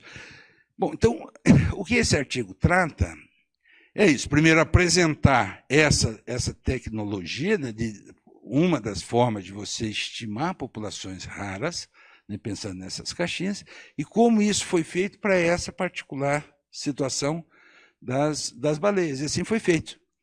Em cada baleeiro, né, barcos imensos que pescam baleia, havia um fiscal para verificar se aquela baleia tinha o arpão, estava marcado ou não. E aí se fez uma estimativa, né, que aqui o livro traz, o artigo traz a estimativa do número de baleias lá naquela ocasião. E a conclusão foi que, de fato, de fato, a pesca ocorrendo na proporção que estava ocorrendo, a quantidade de baleias que eram pescadas, que havia um risco, sim, da extinção das baleias azuis. E aí foi estabelecido um protocolo internacional, né, de limitação da caça-baleia. Você pode caçar baleia, sim, porque faz parte da cultura, alimentação da população, etc., aquecimento, mas com um certo limite, foi feito um acordo e pronto. E aí a fiscalização em cima dos baleeiros. Esse processo de estimação de populações raras, adaptado a outras circunstâncias, né, serve para a gente trabalhar em várias áreas. Nós temos uma aluna lá do PET, não sei nem se você sabe, Paulo, a Mabi, que está trabalhando com abelhas. Está começando agora. E aí ela está fazendo, então, vai trabalhar com estimativa de populações de abelhas, né? Vamos trabalhar, que é uma espécie, se vocês acompanham as notícias, né, que está em risco também no Brasil, né? Estamos com problemas aí com as nossas abelhas. Então, nós vamos trabalhar um pouco com isso, né? Essa é a base de saída para o nosso trabalho. Bom, o que eu queria, então, ter trazido para vocês nessas duas aulas, era assim, um pouco dessa ideia global de amostragem. Trabalhamos pouco com técnicas, isso exige, né, quando vocês forem trabalhar, exige um estudo aprofundado, claro, mas está dentro do espírito do curso, espero, né, que é dar uma ideia geral, né, de por onde anda essa discussão, e como o Paulo falou, estamos dentro de uma área, dentro de uma visão de estatística, né, que vai ter consertos, aí, dependendo da forma como vocês vão elaborar as estimações, né. Aqui é bem clássico, né, isso que eu apresentei para vocês, né, e que pode eventualmente ser útil para vocês. Fico aberto para alguma questão. Então, tá bem. Obrigado pela audiência e pela atenção.